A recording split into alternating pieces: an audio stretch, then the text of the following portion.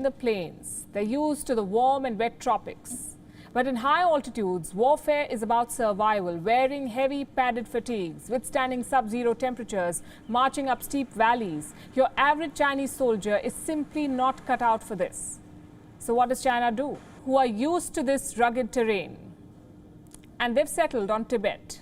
It seems like an obvious choice. The Tibetan terrain is similar to the LAC, or the line of actual control. By hiring soldiers from Tibet, China is trying to tick the two boxes, terrain and culture.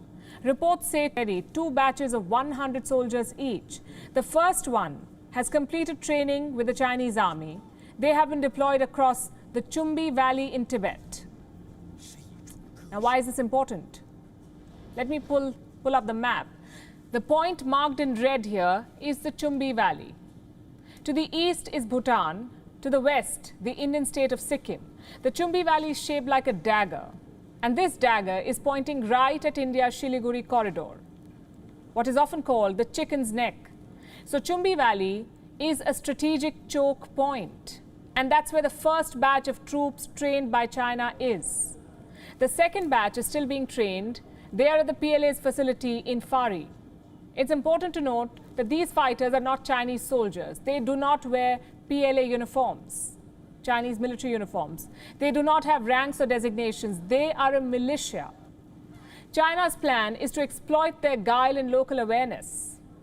Another point to note, unemployment is rampant in Tibet thanks to China, so recruiting these men is not really a challenge. But ensuring their loyalty, well, that's the real task. How is China planning to do this? By swapping communism for some good old religious play. You won't believe this. The Tibetan recruits are apparently taken to Buddhist monks. They are blessed after their training is complete. There is no record of China ever doing this. So why now? To win their loyalty, of course. Shocking how times change. The same China massacred these monks in the last century. And now they're being venerated for military gains.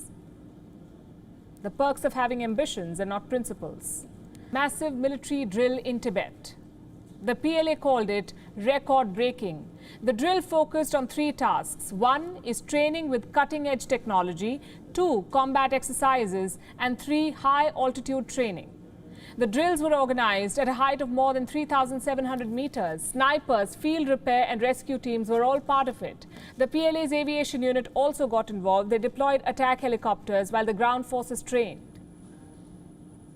We know the drill happened in Tibet. But where in Tibet?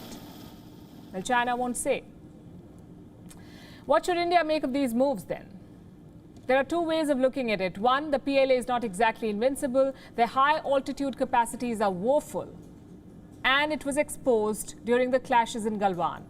The problem is, Chinese soldiers are much like Chinese goods, assembly line products. In 2010, there were 2.1 million Han servicemen in the PLA and just 4,300 Tibetans. Most of the Han soldiers do not do well in the hills. So Chinese invincibility along the LAC is a falsehood.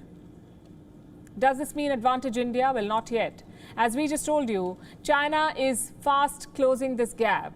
They recently set up the Special Tibetan Army Unit. Now they're hiring Tibetan militias. It doesn't take long for China to tweak its assembly line, so these Tibetan tactics must be watched carefully. Reports say the LAC disengagement has stalled. And we know there's no one better at biding their time than the Chinese. Local soldiers will change the complexion of the LAC, and they will even out the terrain and culture advantage that India may have. So this is a time for vigilance and suspicion.